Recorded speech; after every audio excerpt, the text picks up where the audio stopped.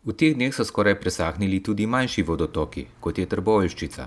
Občina Trbovlje se je tako v preteklem tednu odločila, da te razmere izkoristi in očisti strugo rastja in ostalega materiala, ki se je leta nalagal v potok. Dela so opravili gasilci in Komunala Trbovlje.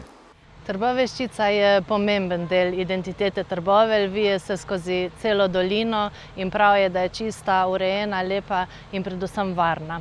Žal pa v preteklosti nismo imeli vseh pristojnosti za to, da bi lahko sami urejali te vodotoke, temveč je bilo to urejeno strani države. No, po poplavah se je pa to spremenilo, zato smo izkoristili ta nizek vodostaj, se dogovorili z gasilci in s Trboveljsko komunalo ter v tem tednu pričeli s čiščenjem struge.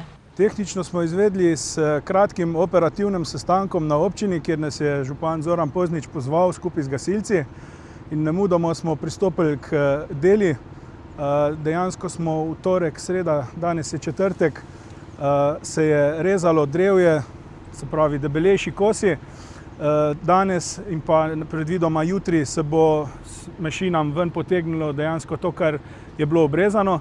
Potem pa v bistvu nas tudi še čaka ponedeljek, torek, mogoče še sredo, da tudi te brežine, kjer je škarpa, očistimo. Spomin še ne sega tako daleč, kakšno stanje smo, mislim, da nekaj let nazaj imeli tukaj v Trbovljah. Dejansko nalivi so problematični. Zdaj je trenutno sušno obdobje in je to idealna prilika, da izkoristimo take zadeve. Dejansko, če bi to drevje naprej ostalo in ko bi naliv porinil, bi lahko bile katastrofalne posledice.